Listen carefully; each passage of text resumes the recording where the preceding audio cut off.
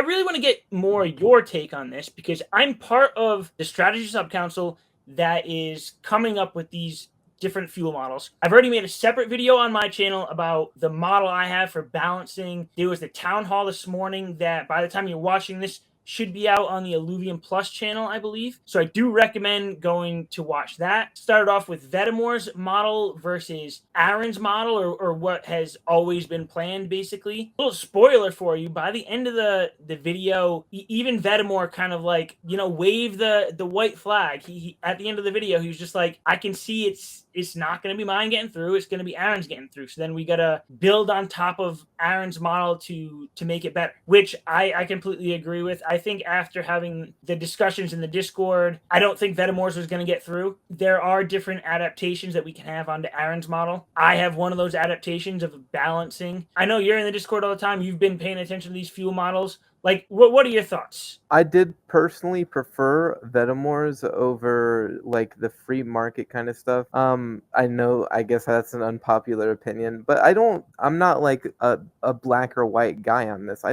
It's fine if we use Aaron's. I just preferred Vedimore's. So it's like my only concern, and I think that we will be able to control this, but I'm just like terrified of an Axie situation where the price gets like jacked up 1,000% in like a month or 2 months, and this is just not sustainable.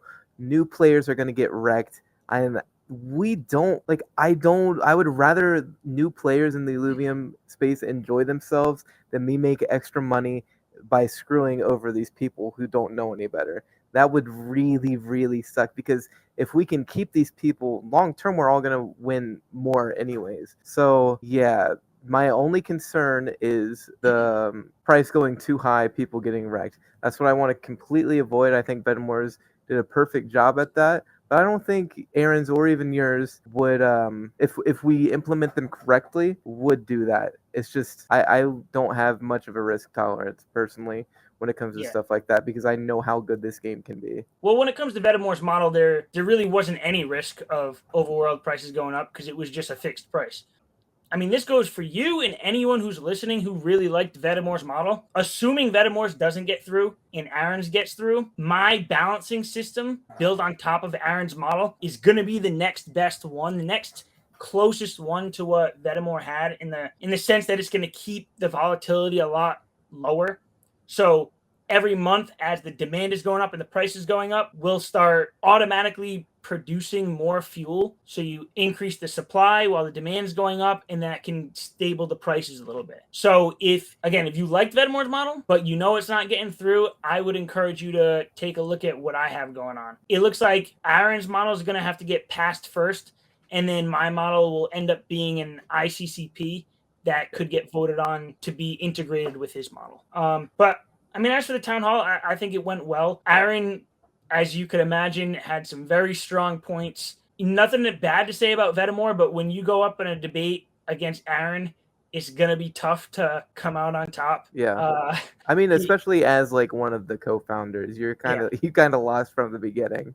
Let's be honest. And not only is he just super smart, like you said, like he's a co-founder, so he gets that automatic respect just because of his role. But yeah, I'm excited to see how this plays out. Again, nothing's set in stone yet. One of these needs to get passed. There'll be new adaptations built on top of that. But we do need to start figuring this stuff out pretty soon. If we're still looking at maybe the end of Q4 here, we need a model in place so that the devs can build it out. We can't be waiting too much longer. So we should know how this fuel is going to work. I'd say in the next 3 to 4 weeks, we have a really good understanding how it works. All right, so one more thing that I was just thinking that we had discussed a little bit in the strategy subcouncil, and I hadn't brought it up here because it hadn't really been put out there yet.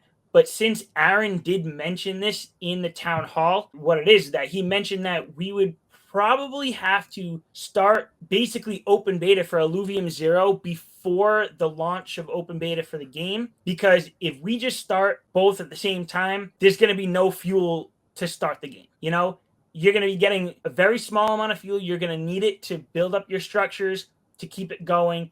It's going to be weeks before there's actually fuel in the system for the overworld players to use. So although he didn't set a a date or a time frame. I mean, I might be part of that decision when that comes, and I really can't say whether it's going to be a few days, a week, a month, 2 months, but it looks like Illuvium Zero will get basically onto the blockchain before open beta. You won't be able to sell your fuel, obviously, because there's not going to be any buyers yet, but you'll be able to start accumulating some fuel before open beta starts, which I think is going to be very important. It could be a disaster if we started at the same time. Oh yeah, for sure. Yeah. So everybody who's been, just accumulating these 15 blueprints, thinking like, oh, I'm not going to get anything until open beta of the main game. I think that's going to come a little sooner for people. And whenever that gets through and it's an official announcement, I think the current landowners are going to be, pretty excited about that one.